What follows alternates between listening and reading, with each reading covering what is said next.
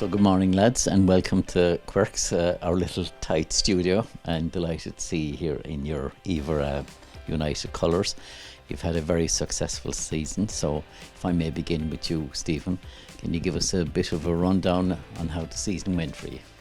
Yeah, look, in retrospect, this is the first year myself and Brian have taken over from the seniors. Keelan actually did an amazing job over the last 2 years running the seniors. They've done extraordinarily well to get to where we were. So we started off the season as really a transition year for the club, a transition year for the seniors in terms of trying to see what we could do with senior football in South Kerry, really. So I suppose when we started, I think it was the same for Keelan the last couple of years. It's really only had about maybe 12 or 13 lads that were really going to be committing to playing seniors. A lot of lads still kind of focusing on things like GEA and stuff like that. But I mean, as we started to progress, trainings come in, lads put the word out, look, come down, have a kick about, see what you think. A lot of lads started coming in more and more as the season went on, and it really exploded. Seen that we're really pushing lads, the lads that were already there, taking in trainings extraordinarily well. And they've come on massively this season, so we ended up with about 40 members for seniors. So we started the season in Division 2 for the Senior A team, and about 6 games in we realised we could actually put a second team in to the Kerry District League. So we have now put a B team into the Kerry District League. They started about 6 games behind, and the season has come on massively because of that. Also, I'm part of the underage as well, so I coach under 12s, a little bit of under 13s. I do a lot with the academy and under 9s, and it was a big factor in what my decision and Brian's was to bring up the underage. Now Brian coaches under 15s, 16s and 17s in those age groups, so it was a natural now transition for them to want to play senior soccer. That made a huge difference to us. We gained another 8 or 9 players just from that, doing that. So that's been a big win for the club this year, and it really should be the way it is here. It's the way that they do it through all the GEA levels, through any type of soccer I've ever had that have an underage setup. They bring all the kids through and they have a huge impact. They've had a massive impact on how we've done things this year. But I decided to come back in 2 years ago with one of the lads, and we went in as under 16s, I think I went in with. I started to get a bit of a buzz back, and good cooperation with the underage and the parents and the committees and all that. And lo and behold, we ended up coming second in the league, and I think we got to a cup semi-final, so it kind of whetted the appetite for the next year, and came back in with I got involved with 15s, 16s and 17s, and the 15s won their league and the 17s won the Kerry District Premier B League, so hence kind of the natural progression then to come into the seniors, and they've just come up. There's 5 or 6 15 and 16, or not 15, 16 and 17 year olds that are now playing senior soccer, so that's kind of where I am with it. He was a bit hesitant at the start of the year about the ability, whereas I knew damn well we'd be thereabouts in it, and it turned out lovely the way it, at the end of the season. It was way above my expectations. I did expect to be up there challenging for a final with Division 2, but I didn't expect the other 2 cups to come along with it. Can you give us a bit more background on the trophies? This one is the Tommy Healy Cup, which is the cup for Division 1 down. So you've 6 rounds. I think we played 6 rounds of this to get through. We played some big teams in it. We knocked out the holders of the last year and the year before. This one is the Division 4, which is, I get great satisfaction out of this one, because this is just a team that was put together, because with such a demand for players, and they all wanted to play, and they came from 8 games behind. They started 6 games behind, won them, lost a few, and then they had 8 games to play to get to the final, and they won all 8 of them. This one then is the Division 2 final, which I'm not too sure. Keelan, were you there one year? I've lost 4 or 5 of these finals before. I think, Keelan, you were very young when we lost one of them, and that's taken 17 years to get that bloody one. Jury's put in a lot of work to it, and you've got Sean Coffey, Alan Landers, you can't forget those people, like Keane Duffy, who else is there? Brian Foran, all those people. That's John D. I could name Sandra Donovan, with the under 10 girls. You have to remember all them as well. Talk about all the infrastructure of the club, but really the likes of Keelan, Noel Brennan, those lads that stayed around, even though there was talk of them kind of going, they made the effort to come many miles. Keelan's coming from Galway nearly every weekend for matches. He come down. This was against Asdi we played. That was the best game. Oh yeah, high intensity, but the quality that we had from when we started the season to this game was far superior. I knew we were going to win. I could just tell.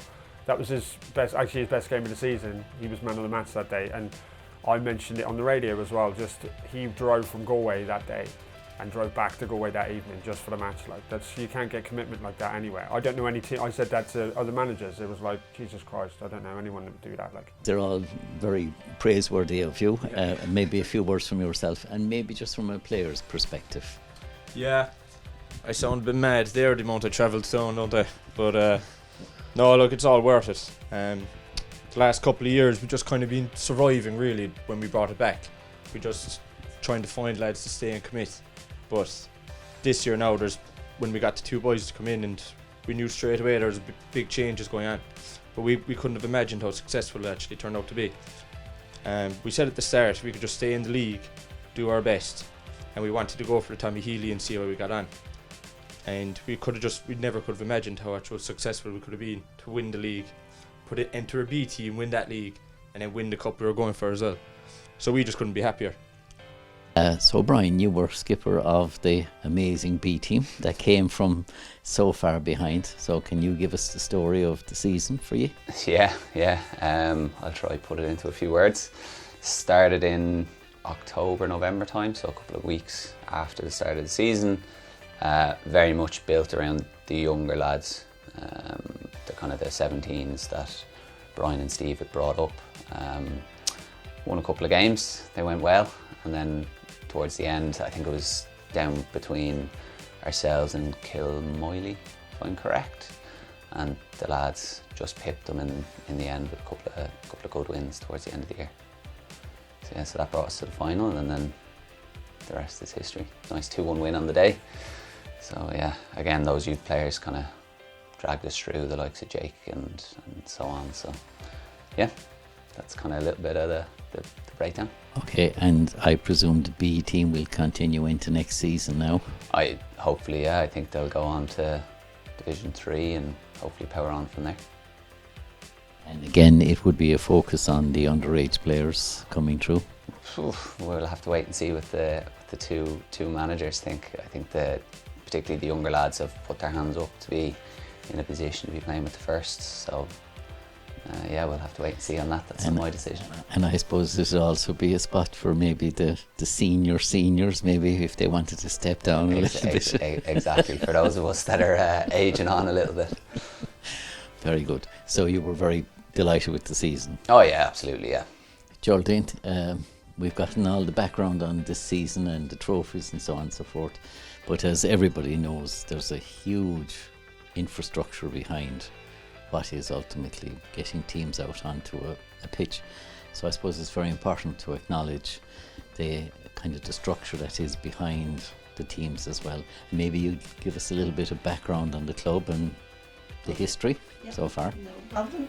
Well, way before my time, you were just telling me, way back in the 70s, the seniors, because it used to be seniors in those days, there was no schoolboys and girls, and they won 3 in a row cups, so that was unheard of at the time, and I think it stood, didn't it, up until we've got it now, which is fantastic. But nobody has ever done 3 different cups in 5 days, so we're in the books. So yeah, so that was way back when. When the centre was developed over the water, that was a big plus for soccer because it had the Astro. But there's been soccer, as you said, since the 70s in Carsavine. Played all under different teams, different age groups, all over the show. There was no home ground or anything like that. Until I suppose 2007, I think, when Sean Coffey and Alan Landers and Caroline Cronin decided that they were going to start a kiddies soccer. They were there until about 2017, I think. Then another group took over, and we're now the third group that's taken it over since.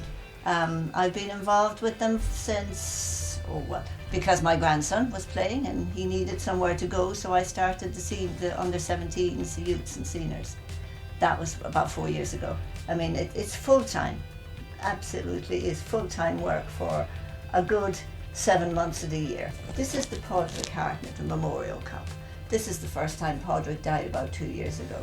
He was one of the main people in the Kerry Schoolboys and Girls. So Killarney Celtic decided that they were going to put on a tournament in his name. And all the teams, it was under 10s. These wouldn't be competitive now, under 10s girls. So, and our girls won it. Unbelievable. They were over the moon. And a huge thank you, of course, as you know, to their coach, Sandra Donovan. Amazing. And I'll send in photos for that. They were over the moon, these kids. It was fantastic to see. And now we have the opposite end, the youngest and the older boys. The oldest. The oldest.